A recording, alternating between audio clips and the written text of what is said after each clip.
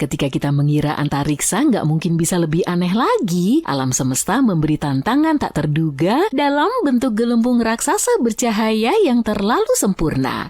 Para astronom melihat benda aneh melayang-layang di galaksi kita, dan itu bukanlah planet pengembara atau benda angkasa seukuran planet yang nggak mengelilingi bintang manapun. Benda itu juga bukan bintang, bahkan bukan pula sisa-sisa supernova pada umumnya. Planet ini berbentuk bola bulat sempurna dan para ilmuwan masih bingung. Para astronom sedang mengamati data dari teleskop radio sangat canggih ketika mereka melihat sesuatu yang tampak seperti gelembung bulat sempurna. Awalnya mereka mengira itu adalah sisa-sisa ledakan bintang masif yang disebut supernova. Tapi anehnya, objek itu terlalu sempurna.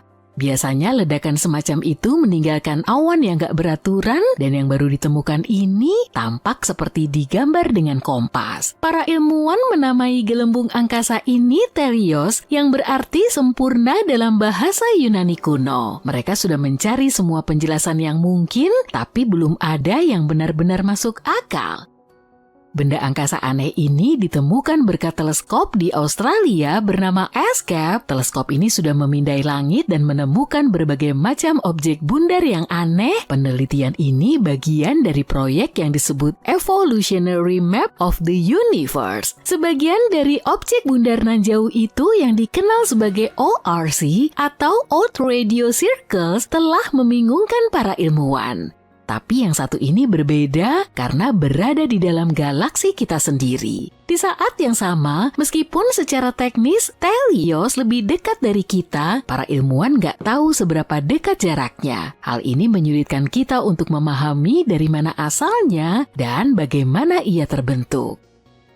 Para peneliti mengamati gelembung antariksa aneh ini lebih dekat lagi dan menemukan sesuatu yang sangat aneh. Gelembung itu hanya memancarkan cahaya yang sangat redup dan dalam gelombang radio bukan cahaya tampak atau sinar X. Berdasarkan cahaya itu, peneliti menduga gelembung itu kemungkinan besar sisa-sisa cangkang dari ledakan bintang masif yang disebut supernova tipe 1A, salah satu jenis ledakan paling terang dan dahsyat di alam semesta. Begini terjadinya ledakan semacam ini, sebuah bintang mati sangat padat yang disebut katai putih mulai mencuri materi dari bintang di dekatnya. Bintang ini terus mengisap materi sampai akhirnya nggak kuat menahan beratnya, kemudian meledak dalam ledakan energi yang sangat besar. Bagian itu masuk akal, tapi kalau mencari tahu seberapa jauh benda ini, anehnya itu nggak mudah. Para ilmuwan sudah menghitung dan menghasilkan dua kemungkinan jarak Telios antara sekitar 7.175 tahun cahaya atau lebih jauh lagi yaitu 25.114 tahun cahaya.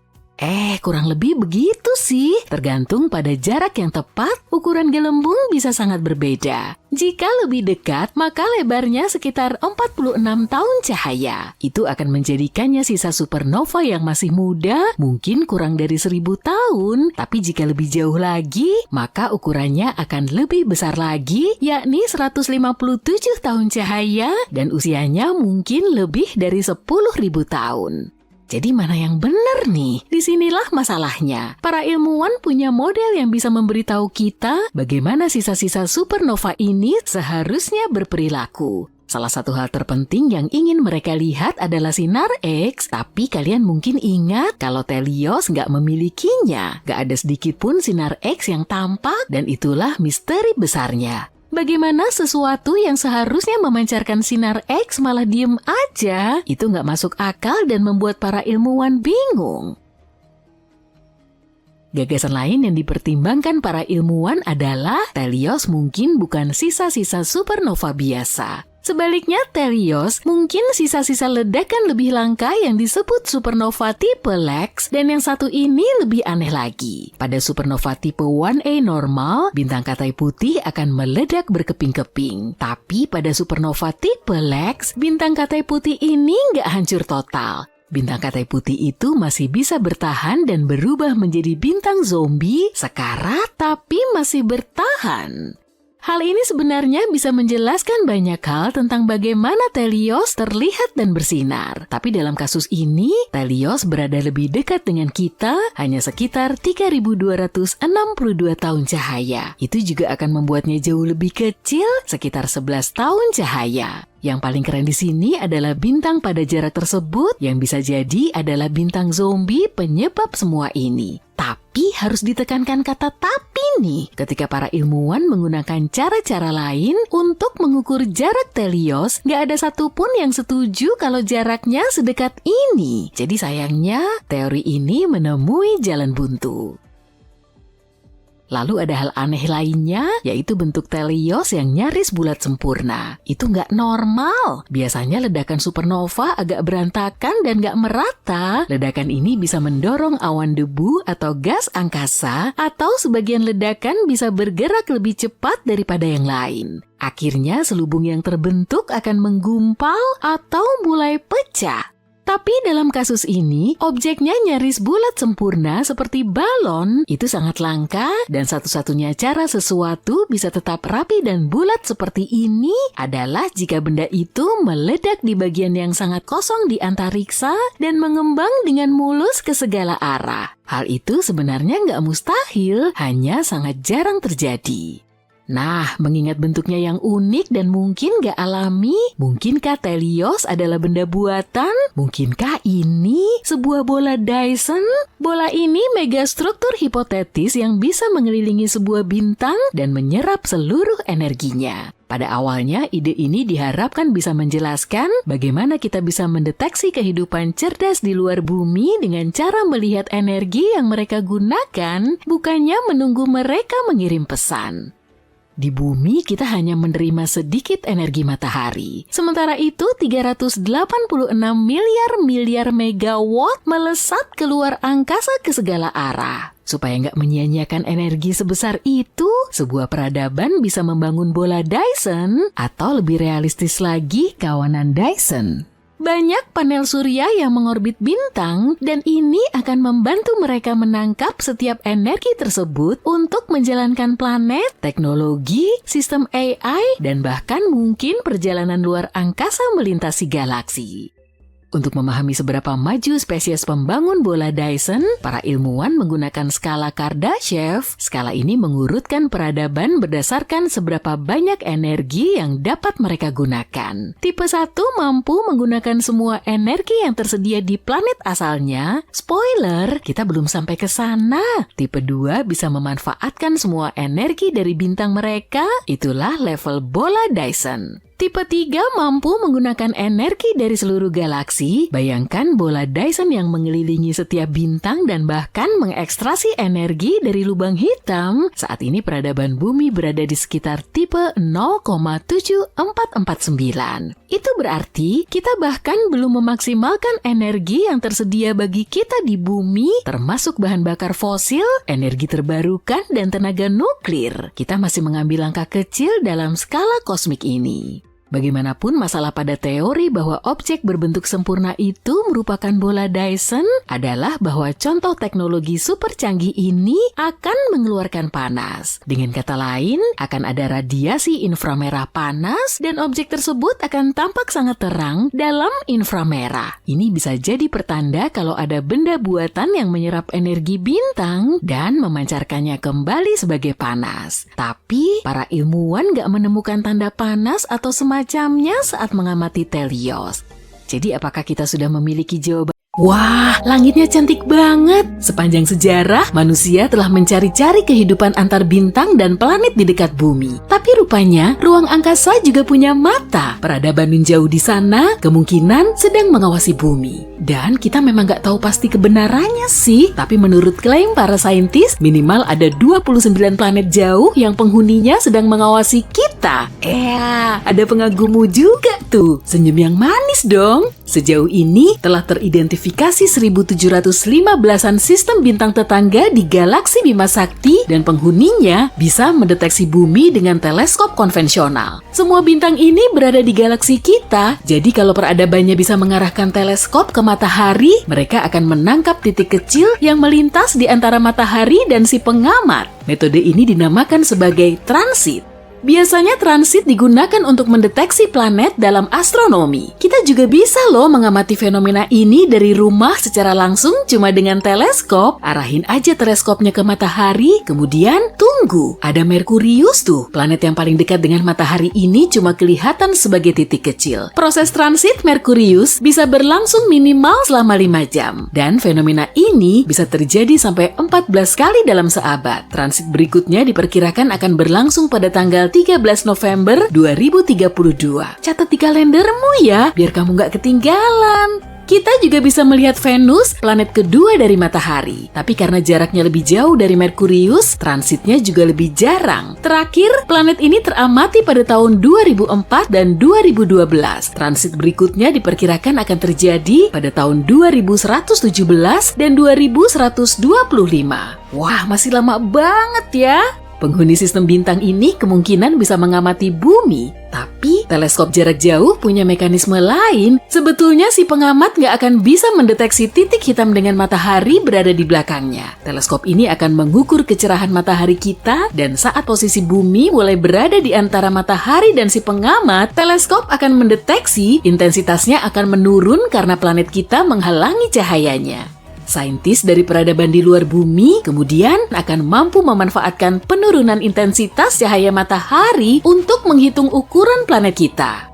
Tapi dari 1700-an sistem bintang ini, gak semuanya punya kehidupan. Ilmuwan telah memilahnya lagi menjadi 29 planet di dekat sang bintang. Planet ini berpotensi laik huni karena ukurannya kurang lebih sebesar bumi dan berada dalam zona laik huni dari bintang induknya. Berarti jaraknya gak terlalu mepet dan suhunya gak terlalu ngebul untuk mendukung terbentuknya kehidupan. Airnya juga gak langsung menguap karena jaraknya gak terlalu jauh, suhunya juga gak terlalu dingin, dan airnya gak berwujud es. Jadi kita bisa berasumsi kalau di sana ada peradaban, mengingat bahwa air merupakan unsur penting bagi proses terbentuknya kehidupan.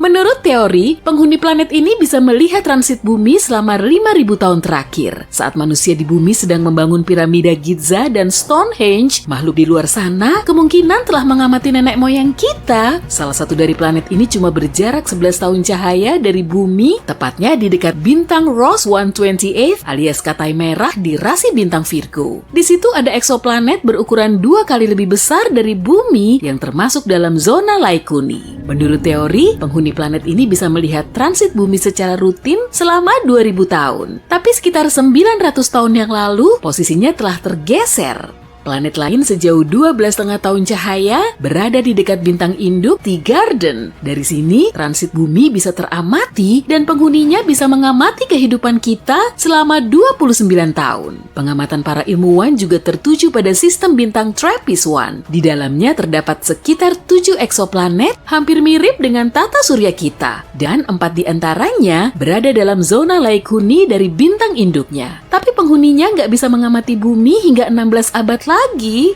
Meski begitu, kita masih bisa nyoba berinteraksi dengan semua planet ini karena jaraknya cukup dekat dan bisa menangkap sinyal radio dari bumi. Gelombang radio bisa menembus ruang angkasa dengan kecepatan cahaya, dan planet kita telah memancarkan sinyal radio secara non-stop sejak tahun 1895.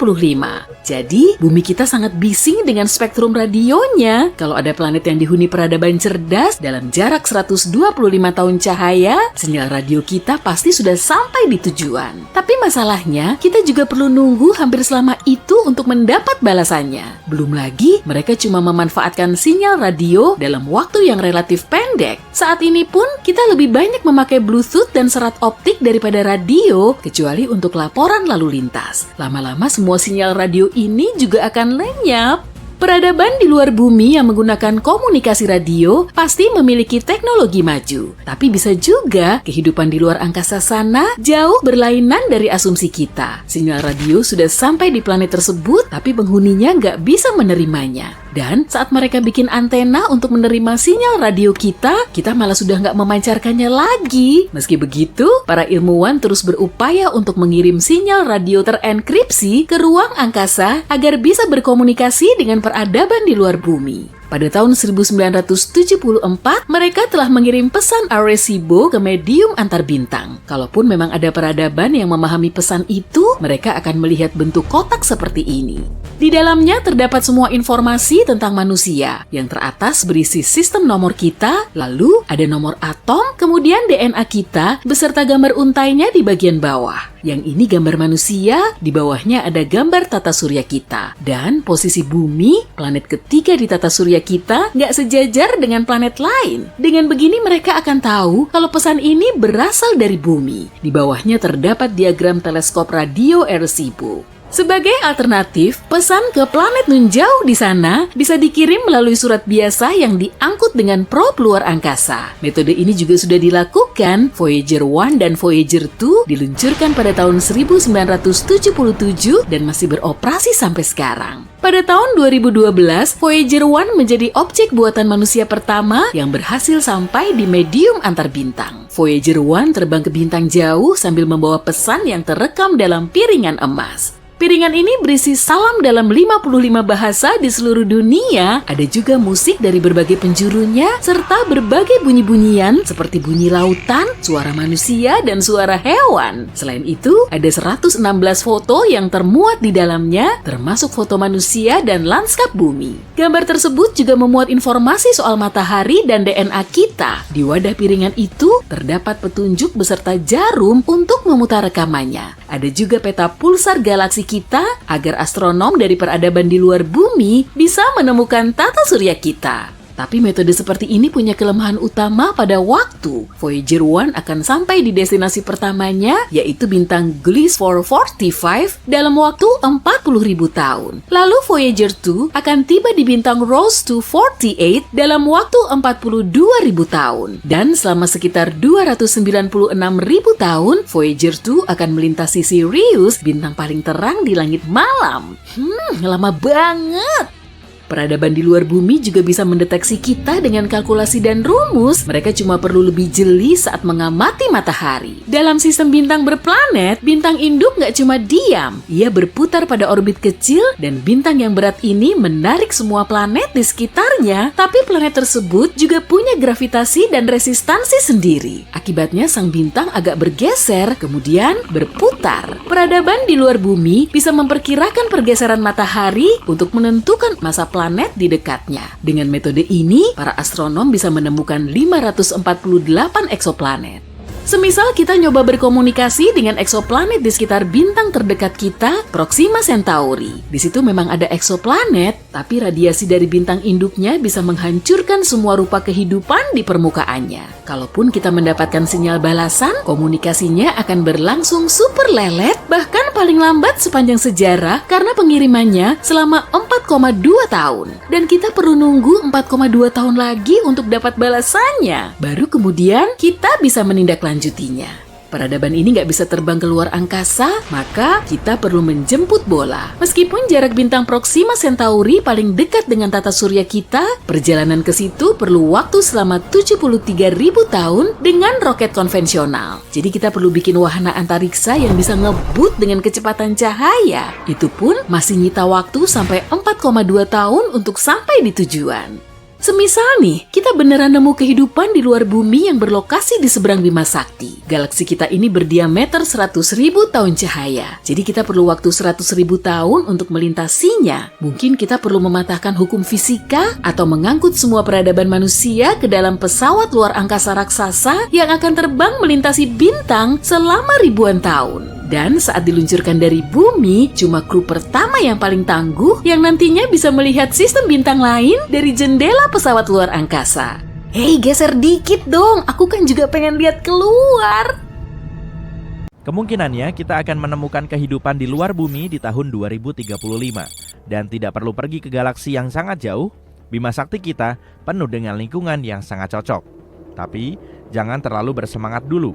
Yang kita bicarakan di sini adalah mikroba atau penanda kimiawi, bukan humanoid hijau seperti di film-film Hollywood. Meskipun begitu, ketika kita akhirnya menemukan jejak kehidupan, hal itu akan mengubah cara pandang kita tentang tempat kita di alam semesta.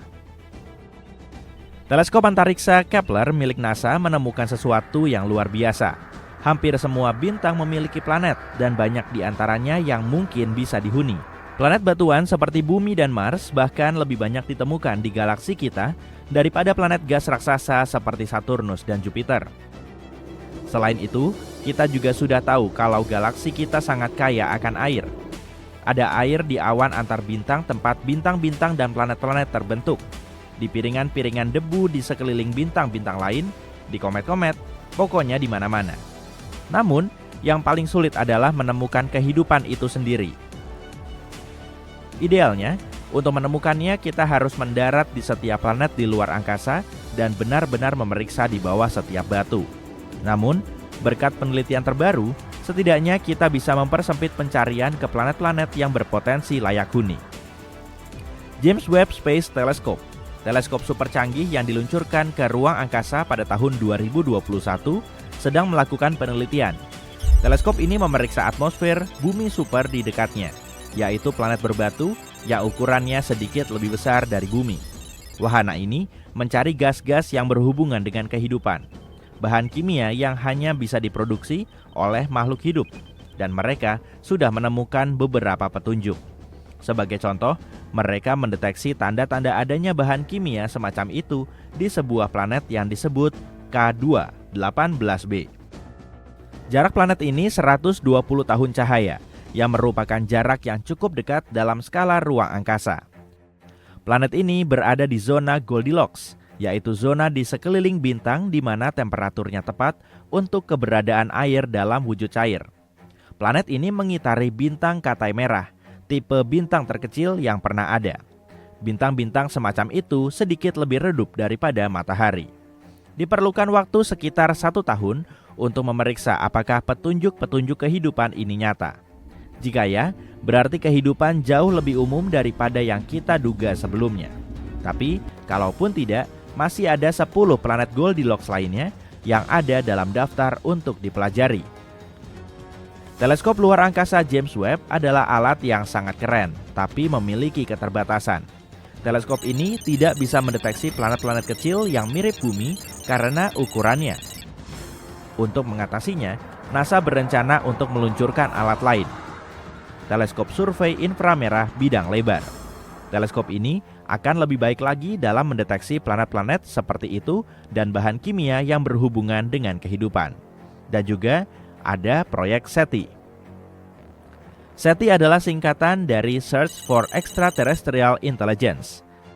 Proyek ini telah berburu makhluk luar angkasa sejak tahun 80-an. Mereka juga percaya bahwa kita akan menemukan tanda-tanda kehidupan dalam 10 tahun ke depan. Belum lama ini, mereka memulai sebuah proyek yang sangat besar dan keren.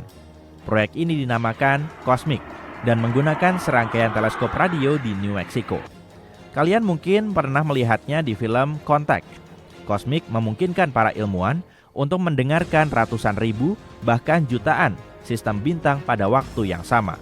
Teleskop-teleskop ini mengamati langit dan memeriksa data secara langsung. Jika ada sinyal yang menarik, para ilmuwan bisa langsung memeriksanya tanpa harus menunggu berminggu-minggu atau bahkan berbulan-bulan. Sinyal-sinyal itu sendiri seringkali muncul secara tiba-tiba dan singkat. Tapi, COSMIC bisa mendeteksi sinyal-sinyal terpendek yang berlangsung dalam hitungan nanodetik. COSMIC juga dapat membantu penelitian lain, seperti mempelajari semburan radio cepat yang misterius dan tidak dapat dijelaskan atau bahkan materi gelap. Ini adalah alat terbesar dan paling kuat untuk mencari kehidupan di luar bumi yang pernah kita ciptakan. Tapi, tidak cukup hanya dengan mendengarkan saja. Kenapa kita tidak mencari tahu sendiri? NASA telah mengirimkan beberapa sinyal ke luar angkasa. Pada tahun 2000, Deep Space Network mengirimkan sinyal ke satelit Pioneer 10. Tapi ada rintangan yang menghalangi. Sebuah bintang Katai putih yang jaraknya 27 tahun cahaya dari bumi. Jika ada planet di sekeliling bintang itu, mungkin sinyal juga sampai ke sana. Jika ada spesies cerdas di sana, kita bisa menerima balasannya di tahun 2029. DSN terus mengirimkan transmisi yang kuat ke luar angkasa. Sinyal-sinyal ini akan bertemu dengan 222 bintang dalam 3 abad ke depan. Mungkin suatu hari nanti kita akan menerima balasan dari suatu tempat yang jauh. Tapi kenapa kita belum menerima jawaban? Ada sekitar 200 miliar galaksi di alam semesta. Masing-masing memiliki sekitar 100 miliar bintang. Jika 1% saja dari bintang-bintang itu memiliki satu planet, maka masih ada 200 kuintilion planet yang mungkin. Dan kita bisa mengerucutkannya lebih jauh lagi. Jika kemungkinan planet-planet itu memiliki kehidupan adalah 1:1 triliun, maka masih ada beberapa ratus ribu planet. Jadi, di mana semuanya? Ini adalah pertanyaan terkenal yang dikenal sebagai paradoks Fermi. Kemungkinan pertama tidak terlalu menakutkan. Ada kemungkinan alam semesta penuh dengan kehidupan, tapi kehidupan ini tidak cerdas dalam pengertian tradisional kita. Beberapa planet mungkin memiliki mikroba, burung atau dinosaurus luar angkasa. Hal ini disebut dengan teori Great Filter. Teori ini menyatakan bahwa ada filter tertentu yang harus diatasi oleh kehidupan untuk menjadi cerdas, dan mungkin spesies lain belum mampu mengatasinya. Coba pikirkan, kehidupan di bumi dimulai di lautan, kemudian merangkak ke daratan, beraneka ragam dalam berbagai bentuk. Punah dalam peristiwa besar sebanyak 5 kali, berevolusi lagi, dan akhirnya menjadi manusia. Kita membangun masyarakat, mengembangkan perawatan kesehatan, dan baru kemudian mulai mencari kehidupan lain. Ada ide lain yang disebut hipotesis Gaian bottleneck, yang pada dasarnya menunjukkan hal yang sama. Meskipun mungkin tidak terlalu sulit bagi kehidupan dasar untuk memulai, sangat sulit bagi kehidupan tersebut untuk bertahan dan berkembang dalam jangka waktu yang lama. Venus mungkin juga memiliki lautan dan kondisi yang mirip bumi, tapi ada yang tidak beres. Lautan di Venus mendidih karena efek rumah kaca yang tidak terkendali. Sekarang, Venus menjadi steril. Mars juga pernah memiliki air cair di permukaannya, dan bulan serta Merkurius memiliki atmosfer yang tebal untuk waktu yang singkat. Sementara itu, bumi telah memiliki air cair di permukaannya selama hampir seluruh keberadaannya. Sangat langka dan luar biasa bagi sebuah planet untuk mempertahankan suhu dari 0 hingga 100 derajat Celcius selama jutaan tahun. Jadi, mungkin adalah suatu kesalahan untuk mencari kehidupan cerdas, terutama yang menggunakan teknologi yang sama dengan kita. Bagaimanapun juga, kehidupan cerdas berevolusi dalam kondisi yang sama sekali berbeda. Disitulah juga letak peran persamaan Drake. Ini adalah rumus yang memberi kita kesempatan untuk menghitung potensi kehidupan yang cerdas di sebuah planet. Untuk menghitung hasilnya, kita perlu mengetahui beberapa variabel. Berapa banyak bintang yang ada? Berapa banyak bintang yang memiliki planet? Kemungkinan planet-planet tersebut memiliki kehidupan, dan seterusnya. Sayangnya, kita belum mengetahui angka-angka ini dan hasilnya mungkin tidak signifikan. Tapi, mari kita asumsikan bahwa setidaknya ada satu spesies cerdas lainnya. Kenapa kita belum bertemu? Mungkin ada banyak alasan. Mungkin mereka tidak menganggap kita cukup menarik, atau mungkin masalahnya ada pada kita. Mungkin kita terus kehilangan sinyal mereka, atau mungkin kita melewatkan seluruh spesies itu sendiri. Alam semesta ini sangat besar dan kuno, usianya lebih dari 14 miliar tahun. Di antara semua planet tata surya, bumi kita unik karena satu-satunya yang memiliki kehidupan. Tapi, bagaimana jika kita punya pesaing? Bagaimana jika bumi kedua muncul begitu saja? Maka akan ada dua skenario berbeda. Yang pertama adalah kehancuran kedua planet. Yang kedua, memiliki akhir yang tak terduga tapi cukup logis. Tapi, mari kita mulai dengan skenario bencana. Bumi kedua dengan kondisi sama hanya ada jika benar-benar menerima kadar sinar matahari yang sama dengan planet kita. Orbit yang diikuti bumi kita sempurna untuk mendapatkan kadar panas matahari yang diperlukan. Jika kita sedikit lebih jauh, seluruh permukaan planet kita akan menyerupai Antartika. Dan jika bumi sedikit lebih dekat ke matahari, kita semua akan tinggal di gurun besar yang dihuni makhluk hidup yang jumlahnya sangat sedikit. Jadi, untuk bumi kedua yang identik dengan kita, planet tersebut harus mengikuti orbit planet kita. Dua benda besar bisa berada dekat satu sama lain. Penyatuan bumi dan bulan adalah contohnya. Tapi, kalau objek kedua memiliki berat dan ukuran yang sama dengan planet kita, tidak akan ada cukup ruang bagi keduanya. Gravitasi dua bumi akan menjadi masalah besar. Dua dunia akan bertabrakan karena keduanya akan saling menarik. Proses ini akan berlangsung selama ratusan juta tahun. Dan pada akhirnya, keduanya akan berubah menjadi satu dunia raksasa. Dan serpihannya akan terlontar di sekitar planet yang baru terbentuk menyerupai cincin di sekitar Saturnus. Atau salah satu planet akan mendorong yang lain lain keluar dari orbitnya. Dalam hal ini, salah satu bumi akan melaju menuju matahari dan terbakar di atmosfernya. Penting diingat bahwa bumi bergerak pada kecepatan 107.826 km per jam setiap saat, 80 kali lebih cepat dari kecepatan suara. Dan sekarang, bayangkan dua planet besar yang saling mendekati dengan kecepatan seperti itu. Bahkan organisme mikroskopis hidup di mulut gunung berapi tidak akan memiliki kesempatan untuk bertahan hidup setelah kedua bumi bertabrakan. Bahkan bulan akan hancur berkeping-keping akibat gelombang ledakannya. Tapi, mari kita bayangkan bumi kembar mengikuti orbit lain di suatu tempat antara Mars dan bumi. Bahkan dalam situasi ini, kehidupan orang akan berubah selamanya. Omong-omong, teori yang menyatakan bumi mungkin memiliki kembaran muncul sejak lama. Ilmuwan masa lalu percaya planet kedua bisa bersembunyi di sisi yang berlawanan dari matahari. Berkat teknologi modern dalam astronomi, kita tahu teori ini tidak benar. Jika tidak, teleskop kita dan peralatan lainnya akan sudah menangkap beberapa sinyal dari planet ini. Para ilmuwan mempelajari benda-benda angkasa yang berjarak ribuan tahun cahaya dari kita. Jadi, mereka pasti akan memperhatikan dunia lain di kawasan ini. Bagaimanapun, mari kita bayangkan bumi kedua memang ada dan kita telah menemukannya belum lama ini. Seluruh bidang astronomi dan astrofisika akan segera menerima dana senilai ratusan miliar dolar. Studi tentang kembaran bumi akan menjadi prioritas bagi banyak orang. Para ahli akan mengemukakan ratusan hipotesis seperti apa bumi kedua dan apa yang terjadi di sana. Planet ini berada pada jarak yang hampir sama dari matahari seperti kita. Ini berarti cuaca harus sama di sana. Segera saja ilmuwan menemukan bahwa kembaran bumi punya air cair dan benua, tapi berbeda dengan kita. Bentuk dan lokasinya berbeda. Kemungkinan besar di sana juga ada kehidupan. Tapi, apa asal-usulnya? Ada hipotesis yang menyatakan kehidupan di planet kita muncul berkat asam amino dibawa ke bumi oleh meteorit. Sangat mustahil hal yang sama terjadi pada dunia lain. Kehidupan kemungkinan besar muncul di sana dengan cara yang sama sekali berbeda. Mungkin ikan tidak keluar dari air di planet itu, dan makhluk cerdas pertama muncul di laut. Bentuknya bisa seperti amfibi dengan sisik dan siripnya, atau gurita seperti monster dengan tentakel besar. Ikan di bumi kedua bisa saja keluar dari air dan menumbuhkan kaki dan tangan. Tapi bagaimana jika semua makhluk ini tidak suka berjalan di tanah? Lalu dunia ini mungkin dihuni oleh manusia burung cerdas, atau kehidupan bisa saja berasal jauh di dalam tanah. Kemudian evolusi akan menciptakan tikus mondok humanoid atau cacing yang sangat kompleks.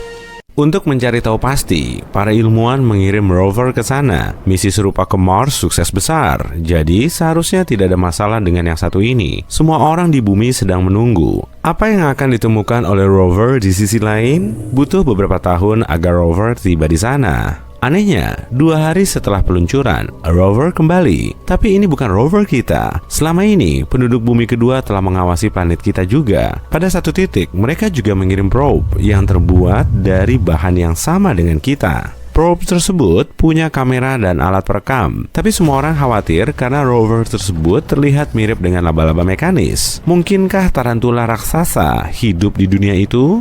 Para ilmuwan memahami kita perlu berkomunikasi. Kita mengirim tamu kita sinyal radio dengan beberapa informasi tentang peradaban kita. Mereka menangkap pesan ini juga mengirim sinyal mereka sendiri, berisi simbol aneh yang menyerupai goresan. Para ahli bahasa di seluruh dunia mencoba menguraikannya. Sementara itu, para astronom mengirimkan rekaman pidato manusia kepada para tamu. Beberapa hari kemudian, satelit kita menangkap pesan dari tetangga luar angkasa kita dengan suara mereka. Ilmuwan akan memutar rekaman itu. Seluruh dunia mendengarkan dengan napas tertahan. Terdengar geraman mengerikan dan benar-benar tidak dapat dipahami. Ada jeda dan irama yang tidak biasa. Tapi tidak ada yang menyerupai ucapan manusia. Seisi bumi panik. Semua negara bersiap menghadapi invasi. Hal paling penting sekarang adalah membangun perisai untuk melindungi planet ini. Tidak ada yang bisa menerjemahkan pesan. Mungkin saja tetangga kita juga tidak bisa memahami kita. Semua orang membuat upaya terakhir untuk membangun beberapa kontak. Kita mengirimkan video dengan bahasa isyarat dan tanda bahwa kita hanya menginginkan perdamaian dan kerjasama. Jawabannya tidak butuh waktu lama. Satelit kita menerima file video mereka. Ilmuwan memutar kembali rekaman tersebut. Isinya sangat mengejutkan. Kita melihat dinosaurus dalam baju robot. Kehidupan di bumi kedua berkembang dengan cara sama seperti di planet kita. Tapi, meteorit jumbo yang tersohor itu tidak jatuh di sana. Selama jutaan tahun evolusi, dinosaurus menjadi makhluk pintar. Dalam video, mereka menggeram dan menunjuk dengan cakar mereka pada gambar bumi kita. Kemudian mereka menggeram lebih keras dan apakah itu tawa?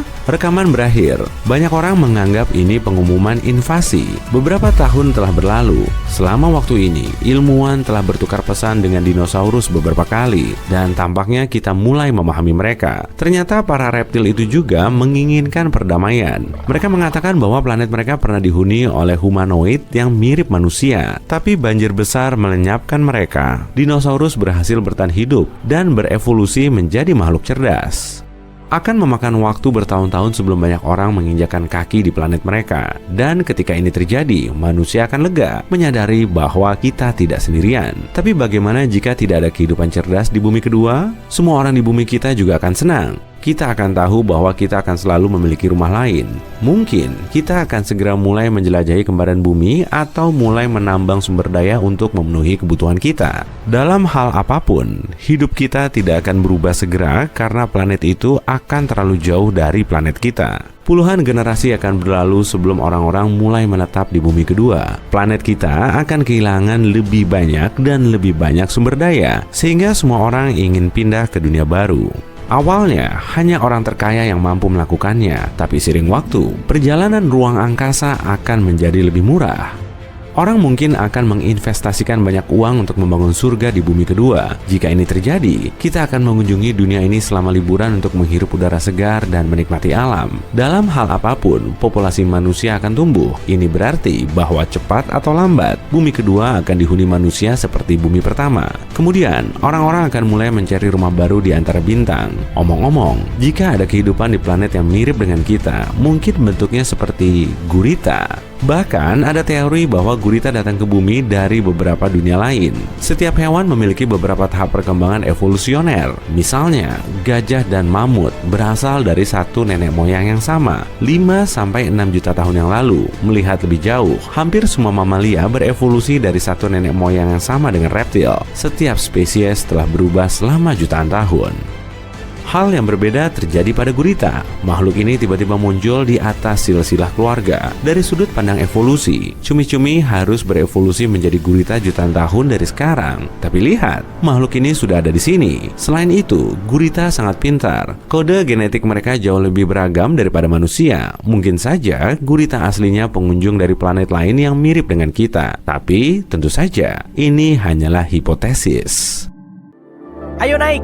Aku udah nyiapin tur keliling planet dekat bumi. Mari kita mulai dari Merkurius, planet terkecil di tata surya. Pada siang hari, suhu di permukaan planet ini bisa mencapai 430 derajat Celcius. Dan pada malam hari, suhunya bisa turun hingga minus 180 derajat Celcius. Suhu di sini sangat ekstrim karena planet ini tidak punya atmosfer. Sebagai gantinya, Merkurius punya eksosfer tipis. Itulah salah satu alasan kenapa Merkurius tidak bisa dihuni. Suhu dan radiasi matahari terlalu ekstrim bagi organisme apapun untuk bertahan hidup di sana. Sekarang, mari bayangkan cara untuk hidup di Merkurius. Lantas, seperti apa kehidupan di sana? Permukaan Merkurius mirip bulan. Seiring waktu, meteorit meninggalkan banyak bekas di sana. Tak seperti permukaan bulan, Merkurius berwarna coklat keabu-abuan. Sekarang, lihat ke atas. Ukuran matahari di Merkurius 3 kali lipat di bumi. Dan sinar matahari hampir 7 kali lebih terang. Kacamata hitam seperti apa yang bakal kita pakai kalau tinggal di sana ya? Bisakah kehidupan muncul di planet ini di masa depan? Kemungkinannya sangat kecil. Nah, bagaimana kalau kita mendarat di Venus? Kamu mungkin mengira planet terpanas di tata surya kita adalah Merkurius karena letaknya paling dekat dengan matahari. Namun kenyataannya, gelar ini jatuh ke Venus. Apa yang membuat Venus sepanas ini? Alasan terbesarnya adalah atmosfernya. Hampir seluruh atmosfernya terdiri dari karbon dioksida. Atmosfernya sangat tebal sehingga menyebabkan planet ini memanas tanpa henti. Pada dasarnya, gas atmosfer mencegah radiasi termal meninggalkan Venus. Jadi, planet ini tak bisa mendingin. Air di permukaannya pun terus berubah menjadi uap. Jika permukaan Venus adalah makanan, maka atmosfernya ibarat microwave. Itu sebabnya suhu di sini bisa mencapai 465 derajat Celcius. Bagaimana rasanya tinggal di Venus? Di bumi, musim berubah karena kemiringan planet. Namun, Venus tidak mengalami perubahan berarti sepanjang tahun. Kondisi siang dan malam hari juga lumayan konstan. Bagaimana dengan pemandangan langitnya? Awan di Venus tampak kuning atau putih cerah. Mereka sebagian besar terbuat dari asam sulfat beracun. Tapi kemudian, kenapa Venus tampak oranye kemerahan saat kamu melihatnya dari bumi? Bicara soal warna planet yang sebenarnya bisa menjadi urusan rumit. Rona benda luar angkasa ini mungkin berbeda saat kamu melihatnya dari planet lain. Jika kita melakukan perjalanan jauh ke Venus, permukaan coklat kemerahan akan menyambut kita. Molekul karbon dioksida dan asam sulfat menghalangi sinar matahari di permukaan Venus. Oleh karena itu, planet ini berwarna jingga kemerahan. Oh iya, apa kamu tahu Venus sering disebut kembaran bumi? Kedua planet ini punya ukuran yang hampir sama. Keduanya punya permukaan yang relatif muda dan atmosfer tebal berawan. Selain itu, orbit Venus juga paling dekat dengan bumi. Itu mungkin menimbulkan pertanyaan tentang kemungkinan kehidupan di Venus. Tapi tidak, Venus tak layak huni. Tujuan berikutnya adalah Mars. Tak seperti Venus, Mars punya musim karena kemiringan planet ini pada porosnya. Mars juga punya efek musiman sekunder yang disebabkan orbitnya yang sangat elips. Belahan Mars Selatan punya musim dingin yang lebih dingin dan musim panas yang lebih panas dibanding belahan Mars Utara. Suhu rata-rata di Mars adalah minus 60 derajat Celcius. Tapi suhu bisa berbeda dari kutub hingga khatulistiwa. Mereka bervariasi secara dramatis dalam satu minggu. Tetap saja, tak terlalu buruk jika dibandingkan dengan dua planet sebelumnya kan? Apa Mars layak huni? Hal pertama yang harus dikhawatirkan organisme hidup di sini adalah radiasi ruang angkasa. Bumi punya medan magnet dan atmosfer tebal untuk melindungi permukaan dari radiasi. Mars tak punya keduanya. Gravitasi planet ini sepertiga bumi. Gravitasi lebih lemah dan atmosfer lebih tipis mempersulit makhluk hidup untuk bertahan hidup di planet merah. Pada tahun 2013, NASA melaporkan danau air tawar purba yang bisa menjadi lingkungan ramah bagi kehidupan mikroba. Ini menjadi bukti bahwa air cair pernah mengalir di Mars. Konfirmasi ini menunjukkan Mars mungkin punya lingkungan yang diperlukan untuk mendukung kehidupan. Tapi, apa yang terjadi dengan air di Mars? Penjelasan paling populer adalah atmosfer planet ini menjadi terlalu tipis dan dingin untuk menampung air cair di permukaan Mars. Hilangnya air Mars mungkin juga terkait dengan hilangnya medan magnet awal. Atau alasannya mungkin adalah ukuran planet merah ini. Mars mungkin terlalu kecil untuk menampung air. Jadi saat ini Mars tak layak huni. Tapi kamu tahu para ilmuwan terus mengirim misi ke Mars? Mungkin mereka akan menemukan beberapa informasi baru. Kita lihat saja nanti ya. Sekarang Jupiter. Apa kamu pernah bertanya-tanya bagaimana rasanya hidup di planet terbesar di tata surya? Lingkungan Jupiter adalah tempat yang sangat tidak mungkin menopang kehidupan. Suhu dan komposisinya terlalu ekstrem untuk organisme apapun. Jupiter punya lapisan gas, sebagian besar hidrogen dan helium. Gas-gas ini memenuhi seluruh planet. Secara harfiah, tak ada permukaan padat di planet ini. Gas ini turun sampai ke intinya. Di bawah permukaan, gas ini menjadi cair dan berubah menjadi plasma karena tekanan atmosfer di sana jauh lebih kuat daripada di tempat manapun di bumi. Agar kamu bisa membayangkan, organisme di Jupiter harus menahan tekanan atmosfer 1000 kali lipat lebih kuat daripada di bumi. Bisakah makhluk hidup bertahan dalam kondisi seperti itu? Agak mustahil. Jupiter benar-benar tidak bisa dihuni. Tapi kamu pernah dengar bulannya, Europa, mungkin merupakan zona layak huni. Pindah lagi yuk, Saturnus. Ini planet terbesar kedua di tata surya. Seperti Jupiter, Saturnus adalah bola gas raksasa yang terutama terdiri dari hidrogen dan helium. Bagaimana suhu di Saturnus? Dingin banget. Selain itu, ada angin yang sangat kuat di sana. Angin di atmosfer atas Saturnus mencapai kecepatan 490 meter per detik. Mari kita bandingkan dengan badai di bumi untuk mendapatkan pemahaman lebih baik. Badai terkuat yang pernah tercatat di bumi bergerak dengan kecepatan 107 meter per detik. Jadi jawaban atas pertanyaan apakah ada kehidupan di Saturnus? Tampaknya lumayan jelas, di sana tidak ada kehidupan. Perhentian berikutnya adalah Uranus, salah satu raksasa es terbesar. Atmosfer Uranus didominasi oleh es, tapi itu bukan satu-satunya alasan planet ini berwarna biru. Terdapat metana di atmosfernya. Metana menyerap cahaya merah dan memantulkan warna biru. Hal yang sama berlaku untuk Neptunus. Uranus adalah planet terdingin di tata surya. Suhu di sana bisa serendah minus 224 derajat Celcius. Kehidupan di bumi membutuhkan sinar matahari untuk mendapatkan energi. Tapi di Uranus tak ada yang bisa menghasilkan energi apapun bagi kehidupan untuk berkembang. Intinya, Uranus tidak punya lingkungan untuk menopang kehidupan. Lanjut ke Neptunus, raksasa es kedua. Apa yang ada di planet terjauh di matahari ini? Jelas, di sana sangat dingin. Tak ada sumber energi yang bisa dimanfaatkan oleh kehidupan bakteri. Begitu juga dengan sumber air cair. Para ilmuwan meyakini kehidupan di Neptunus tak mungkin ada karena kondisinya sangat tidak bersahabat. Jadi, apa yang membuat planet kita layak huni? Bukan cuma untuk manusia, tapi juga organisme hidup apapun, bahkan mikroba. Kondisi tertentu diperlukan untuk hidup. Semua makhluk hidup butuh makanan, air, dan suhu yang tepat untuk berkembang. Atmosfer adalah elemen vital. Manusia, misalnya, membutuhkan oksigen untuk bernapas dan hanya bisa bertahan hidup di suhu yang